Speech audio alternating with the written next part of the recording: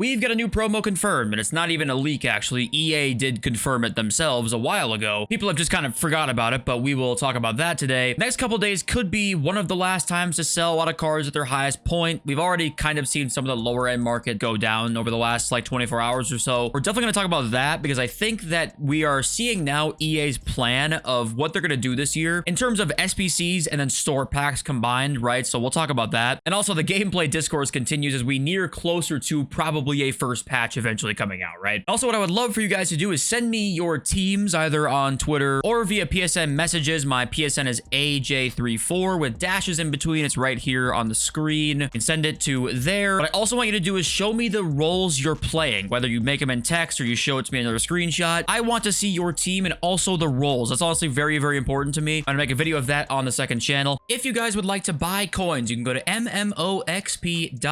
There will be a link in the description. They are the cheapest and safest option. You can use my code JFC at checkout for a 5% discount. And then also, I talked about the squad battles video I was going to make like 5 days ago now. My audio was on the wrong setting, so it sounds all funky. I'm just going to re-record that tonight. You'll be seeing that shortly as well. But, okay, enough of the self-promotion. I love you all. Thanks for being here. Aji Bade came out today, and she looks very, very good. I'm going to try her out. I think I'm going to complete her and then try her out for my next gameplay video, or maybe the second next gameplay video. 85 rated squad. I would find it hard to believe that she wouldn't be very good. If you tried her, please let me know. Rapid and quick step, sure. With inside forward plus, sure, why not? And hey, have I told you these game modes suck ass? Have I ever said that before? I'm not exactly sure I have, but we got this objective today that was, hey, with the friendlies game mode, yay. Because One Nation Glory came out, 83x5 pack. Okay, some friendly stuff came out, 84-2, some XP, whatever. One Nation Glory, you gotta make one team of one nation. Like, that part I like, making new squads, right? But then you realize, okay, I can't complete other objectives in this game mode. I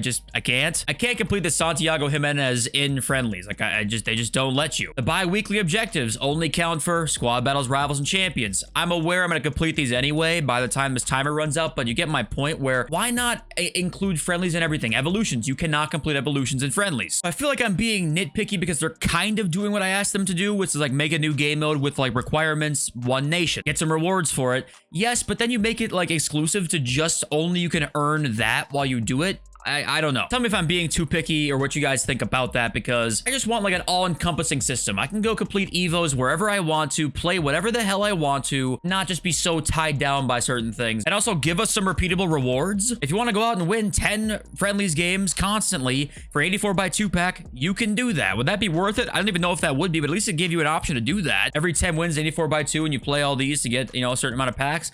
I just wish repeatable rewards were also a thing in this game. Instead, you're constantly at the mercy of EA when getting all rewards in the game besides FIFA points and Draft 2, which you have to pay to enter. So yeah, new promo is coming. Think we all miss reading this. I remember reading this, but I actually forgot about what day it was. It is this coming Friday. This was in the patch notes pre the game releasing. Season 1 is titled Total Rush, right? We know that by now. In addition, we will provide new player items well suited to Rush. On the 11th of October, the Total Rush campaign will celebrate dream picks from some famous faces who bring together their styles and skills to unlock new combinations suited to the small-sided game. I don't know what that means, but on the 11th of October, we'll get a promo team apparently well-suited to the small-sided game, which there's not too much of an incentive to play Rush right now. Yeah, obviously, it's fun, so there's always that incentive to play just for fun. There's no time to have fun in a Rush game mode when you have to play Rivals and get those rewards. If you want to get those rewards, you got to play constant Rivals. So it would be kind of cool if we could get maybe some more Rush rewards for, like, this coming promo, if this was going to be a Rush-themed promo, which I'd be down for. I still think it's a great addition to the game. And obviously, we know the card design, plus we know that clearly they're kind of going for, like, smaller players who are fast. And also the base hero SBC should be apparently max 87, which does make it quite a bit better, actually. Should be more expensive now, but it does make it better. You got Marquisio, Yaya Toure, Yap Stam, Jay Roberto, Hamshik. There's a ton of 87 rated cards that are quite expensive that you can actually get in this pack now, which, let's be honest, you probably aren't getting them, but you have the chance, and that'll make people complete it more often, which, of course, that then means fodder, of course, is going to go up. And I want to remind you that,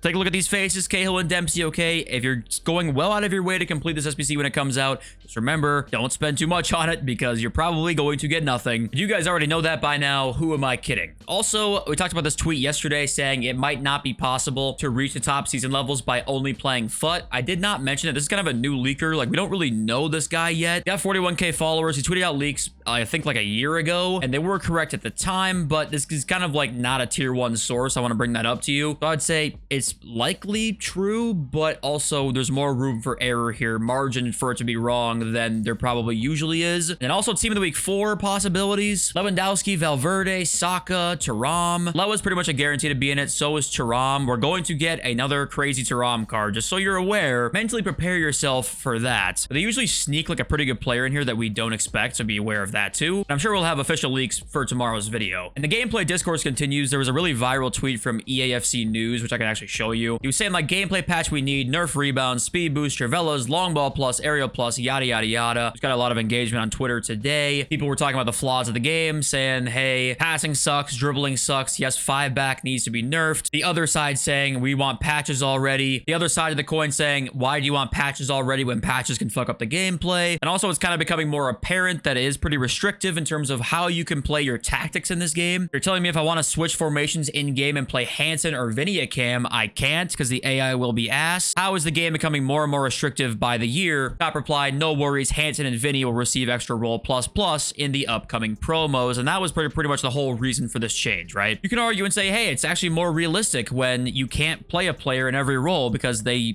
can't. You're more of a manager here because you have to manage what tactics your players can actually play, which I think can be true. But we're also an ultimate team where it's kind of like you kind of make your dream team, right? Become the manager of your dream team. Where do we draw the line on what the selectiveness really could be? I guess I don't know where you draw that line, but I feel like, yeah, this part is concerning to me in the long term. When there's more roles plus in the game, when they add more promo cards in that can play more roles, just the roles pluses, right? When they add promo cards in that can have 6 or 7 roles pluses, not as big of a deal then, but right now it is a pretty big deal because there's not many cards with roll plus pluses and then many cards with multiple rolls plus. So it can be a bit of a limiting factor when, for one, just switching tactics in the middle of a game, or two, just building your tactics that you want to play with, because you probably can't without using a certain specific set of players, which some people might really like that and some find it more so annoying than anything. And now going into the market, because this is a very interesting thing to think about right now and talk about for the upcoming future of the plan of this year, basically. So what I think it seems like EA is doing, right? They're releasing some really good SBCs. They kind of all link to each other, and they're not that expensive. Marcus Thuram is an insane SBC for 26,000 coins, right? They couldn't plan Thuram. What they can control is giving St. Maximin an SBC, right? ASM and Thuram link to each other. Then they go and give his brother an SBC and Kefram Thuram. I should not be voice cracking this much at 25 years old. And we also got Rafael Varane, who, yes, you might say they can't control that one either because he's end of an era, he retired, whatever. They didn't have to give him an SBC right now. They didn't have to give him an SBC at all, honestly.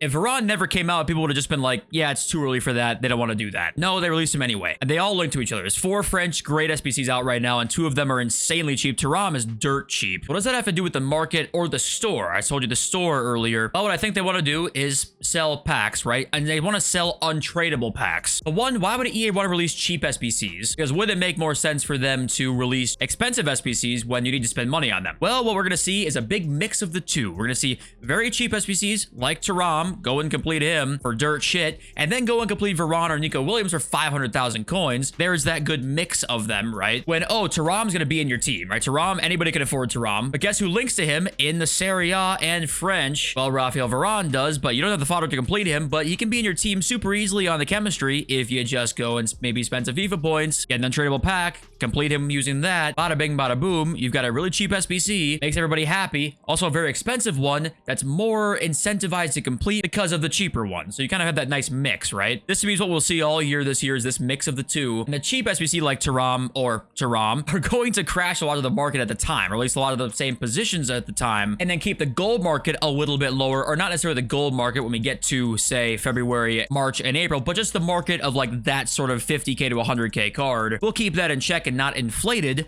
with the more coins we have now on the market, right? There'll be more coins this year in the game. So how do we offset that? Well, those cheap SBCs that are really good will really help with that. Thuram will be 26,000. But I actually think we're going to see more SBCs and more Evos this year that are pretty decent to try and limit that sort of gold inflation, right? That's, I think, their goal. And right now, one of your last chances to sell, well, I do think the Total Rush promo will be the first promo card of the year that is not live. That'll make a difference to me. And also, we're finding out these Team of the Week cards are going to be super duper cheap this year and way undervalued, okay? okay? Every time that we have a lot of FUT Champs rewards being open, Division Rivals rewards being open now, we're going to see a hella Team of the Week supply, especially Weekend League, obviously. This is now going to change the market. Every good Team of the Week is going to change the market, which is actually kind of something that we have not seen in many, many years now, since maybe, what, 18, 19? That a very good Team of the Week will probably do some pretty decent damage to the market, actually, by just correcting it because they'll be much cheaper than they should be. And also, they're going to be great investments as well, because on Sunday during the day, really, is when people are finishing up weekend leagues. They're packed so much, and they're going to go up over the course of the next couple days. Super duper easy investment as well that we'll be seeing. So general market outlook, though, is for me, it's going to be, I'm still expecting gold cards to probably dip quite a bit over the next about 5 days. I'm expecting that. We still have great player of the months on the way. Don't forget that. New promo on Friday. We still have not seen a really big gold crash yet. I think it's delayed a bit this year because we have more coin supply in the market. That's why it hasn't happened yet, but I think it still will happen relatively soon. Okay, on to your comments now. Eli says, I have an idea. Get rid of chemistry altogether. Getting rid of chemistry would negate another market manipulation, as many use the leaks and buy cards that can link. This has always been an interesting idea to me. Would you guys like there being no chemistry at all? The whole squad building aspect is purely what card you want to use, and that's it. There's nothing else to it. Maybe you could have the roles be a thing now or something like that, or just get rid of chemistry altogether. Or do you think the chemistry is what kind of makes squad building fun? Curious to know what you guys would think about that. Aaron Thornhill saying, there's not enough XP in Ultimate Team to reach level 40. I'll never reach it. As a father of 2 young kids who works 40 hours a week, I barely had time this week to play 15 champs matches to get to 15 wins in rivals. I did, but it was a real slog. I have no time to play career mode or clubs. And that's kind of the interesting part to me, that they're making the rivals win so much now.